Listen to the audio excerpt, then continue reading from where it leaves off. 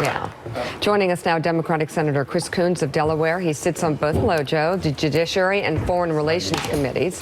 Good to have you on board with us. This is, the first time you've been on Morning Joe without your dad watching. So our blessings to you, and thank you for being on. I know it's a very tough time. I want to start with a conversation.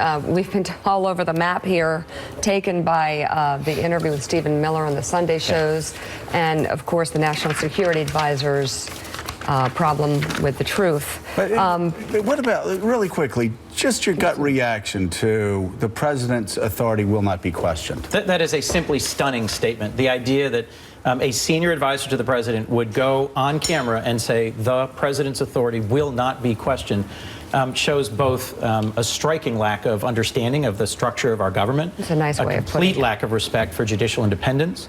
It's going to make confirmation of Judge Gorsuch harder, and it'll make the question of judicial independence more pressing.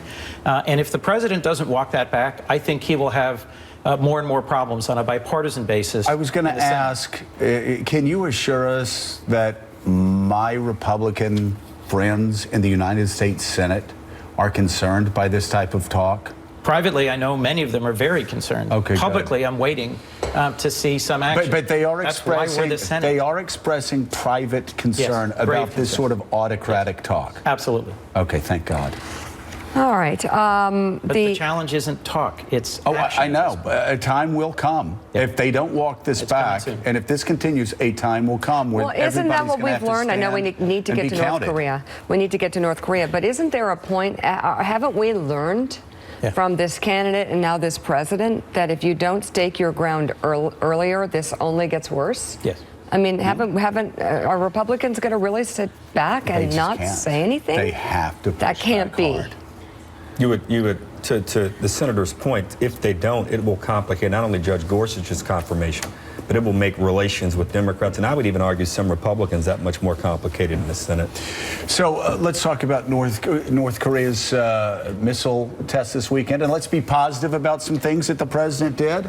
He had a long weekend with the Japanese Prime Minister. They spent a lot of quality time. They had a positive press conference, a good call with China.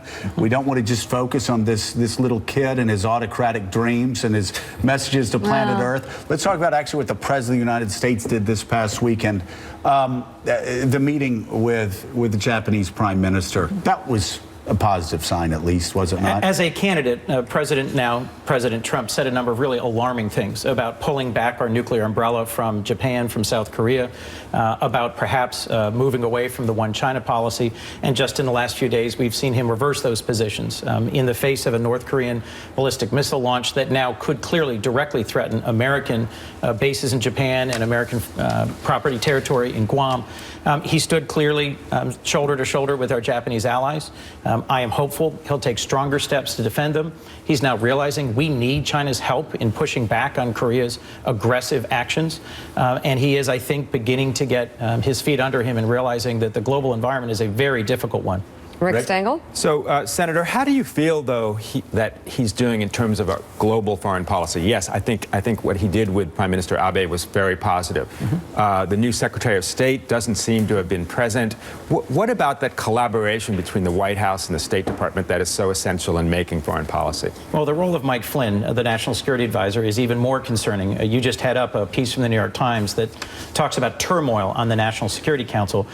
Typically, it's the National Security Advisor who is closest to the president and helps make sure that the information flow to the Secretary of State, Secretary of Defense continues, and that the process is professional and appropriate and thorough. Turmoil is not a word I like to hear describing the National Security Council. And I was very troubled that Steve Bannon was elevated and earlier that the chairman of the Joint Chiefs was apparently sidelined. So I'm concerned both about Mike Flynn's, General Flynn's uneven relationship with the truth, the very embarrassing situation he put the vice president in.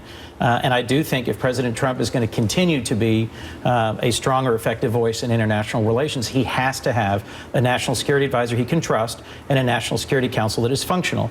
He's got a strong Secretary of Defense, a promising Secretary of State, but if his National Security Advisor is untrustworthy and untruthful, and his National Security Council staff is in turmoil, that's a big deal for us in terms of international relations. Why is it that we're hearing about Bannon, we're hearing from Miller, we're hearing about Flynn, which from the get-go was questionable? Where are these big guys? There's obviously a fight inside the White House. They're trying to kill Reince Priebus with the leaks. And there is a battle for supremacy inside the White House. And what's so shocking to me, Harold, is that these two would dare do that after they humiliated the President of the United States with their sloppy executive order. And the President has admitted that privately, that they can't make these sort of mistakes again. And we're doing it. And here is Stephen Miller once again stepping on a positive headline for the President.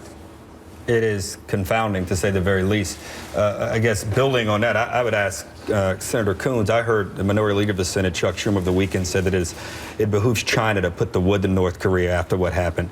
And obviously, you probably were in the Senate when the vote took place. I think under was an Obama-urged piece of legislation allowing the U.S. to take steps against Chinese firms that are supportive or at least do business with the weapons complex in North Korea.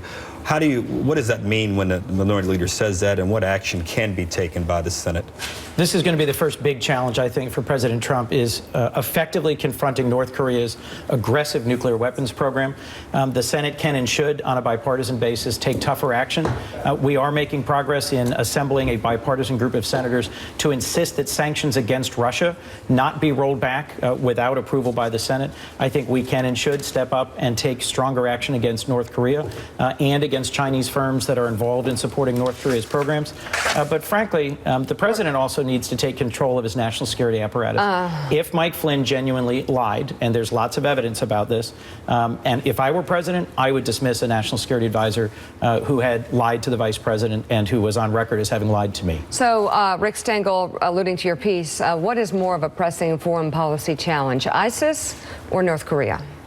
I don't think ISIS is an existential challenge, as President Obama has said, and as I say in my piece, we've done an awfully good job in combating them. I think North Korea represents a real threat to the kind of rebalance to Asia that we have, where 40% of the world's economy is. And I think, as the senator says, I mean, we have to have a partnership with China so that they can put the wood, as you said, on the North Korea. They're the only ones who can.